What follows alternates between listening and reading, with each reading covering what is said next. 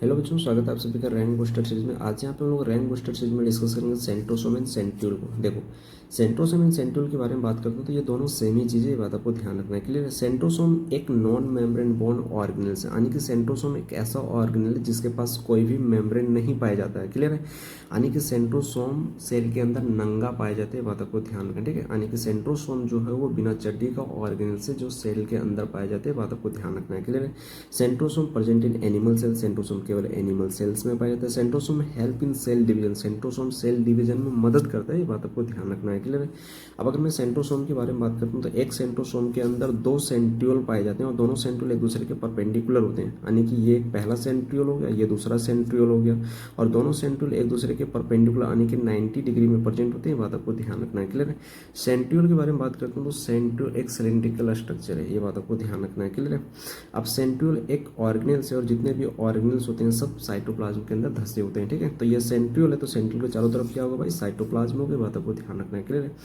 अब सेंट्रियोल के चारों तरफ जो साइटोप्लाज्मिक मटेरियल पाया जाता है उसे हम लोग पेरिसेंट्रियोलर मटेरियल कहते हैं। ये हमारे पास सेंट्रियोल है, इसके चारों तरफ जो साइटोप्लाज्मिक मटेरियल पाया जाता है उसे हम लोग क्या कहते हैं, पेरिसेंट्रियोलर मटेरियल कहते हैं, बात आपको ध्यान रखना है। क्लियर है। क्लियर है। अब हम लोग बात करेंगे स्ट्रक्चर ऑफ सेंट्रियोल, यानी कि सेंट्रियोल के स्ट्रक्चर के बारे में बात करेंगे। क्लियर। देखो, सेंट्रियोल के बारे में बात करते हैं तो सेंट्रियोल में कोई भी आउटर मेम्ब्रेन नहीं पाया जाता। ठीक है। बट हम लोग अपने सुविधा के लिए यहाँ पे एक आउटर मेम्ब्रेन को ड्रॉ करेंगे। सेंट्रियोल के बारे में बात करते हैं तो सेंट्रियोल के चारों तरफ 9 पेरिफेरल माइक्रोट्यूब्यूल्स पाए जाते हैं और ये जो पेरिफेरल माइक्रोट्यूब्यूल्स होते हैं वो ट्रिपलेट्स के फॉर्म में पाए जाते हैं, यानी कि तीन तीन माइक्रोट्यूब्यूल्स आपस में जुड़े हुए, यानी तीन तीन माइक्रोट्यूब्यूल्स का पेयर पाया जाता है और ये चारों तरफ पाए जाते हैं, बात आपको ध्यान रखना है। क्लियर है। अब अगर मैं सेंट्रियोल के बारे में बात करता हूँ तो सेंट्रियोल के सेंटर में एक प्रोटीन का बना हुआ स्ट्रक्चर पाया जाता है जिसे हम लोग हब कहते हैं, ये बात आपको ध्यान रखना है। क्लियर है।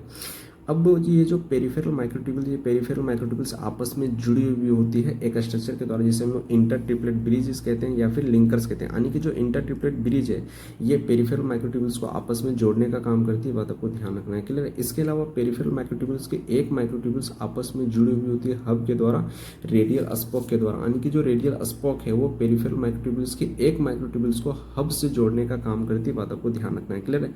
अब सेंट्रियोल के स्ट्रक्चर को जब आप देखोगे तो आपको कार्टविल लाइक ऑर्गेनाइजेशन दिखाई देगा, यानी कि बैलगाड़ी के पहिए की तरह का दिखाई देगा, बात आपको ध्यान रखना है। क्लियर है। अब अगर मैं सेंट्रियोल के बारे में बात करता हूँ तो सेंट्रियोल के सेंटर में कोई भी माइक्रोट्यूब्यूल्स नहीं पाया जाता है। ठीक है। केवल यहाँ पे पेरिफेरल माइक्रोट्यूब्यूल्स पाए जाते हैं, बात आपको ध्यान रखना है। ठीक है। इसलिए इस तरह के ऑर्गेनाइजेशन को हम लोग 9+0 ऑर्गेनाइजेशन कहते हैं और 9+0 ऑर्गेनाइजेशन में टोटल 27 माइक्रोट्यूब्यूल्स पाए, क्योंकि यहाँ पे 9 माइक्रोट्यूब्यूल्स है और 9 माइक्रोट्यूब्यूल यहाँ पे ट्रिपलेट के फॉर्म में, यानी कि तीन तीन माइक्रोट्यूब्यूल्स आपस में जुड़े हुए थे, यानी कि ट्रिपलेट के फॉर्म में, इसलिए यहाँ पे 9+0 ऑर्गेनाइजेशन में 27 माइक्रोट्यूब्यूल्स हो जाएंगे, ये बात आपको ध्यान रखना है। क्लियर है।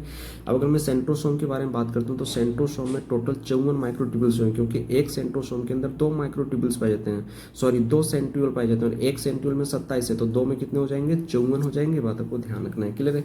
सिलियन फ्लेजला के बारे में बात करता हूँ तो सिलियन फ्लेजला में 9+2 ऑर्गेनाइजेशन पाया जाता है और 9+2 ऑर्गेनाइजेशन में टोटल 20 माइक्रोट्यूब्यूल्स पाए जाते हैं, बात आपको ध्यान रखना है। क्लियर है। अब अगर मैं माइक्रोट्यूब्यूल्स के बारे में बात करता हूँ तो माइक्रोट्यूब्यूल्स एक स्पेशल प्रोटीन से बनी होती है जिसे हम लोग ट्यूबुलिन प्रोटीन कहते हैं, बात आपको ध्यान रखना है। क्लियर। अब हम लोग सेंट्रियोल के काम के बारे में बात करेंगे। अब अगर मैं सेंट्रियोल के बारे में बात करता हूँ तो सेंट्रियोल का 2 काम है। पहला, सेंट्रियोल बेसल बॉडी को बनाती है और बेसल बॉडी सिलियन फ्लेजला को बनाती है।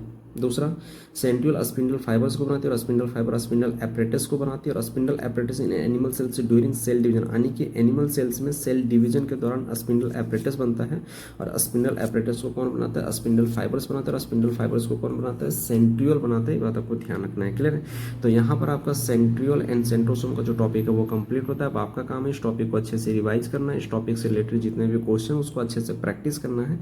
अगर ये वीडियो आपको अच्छा लगता है दोस्त तो लाइक करना, बहुत अच्छा लगता है तो कमेंट करना। फिर मिलते हैं नेक्स्ट वीडियो में, तब तक के लिए बाय बच्चों।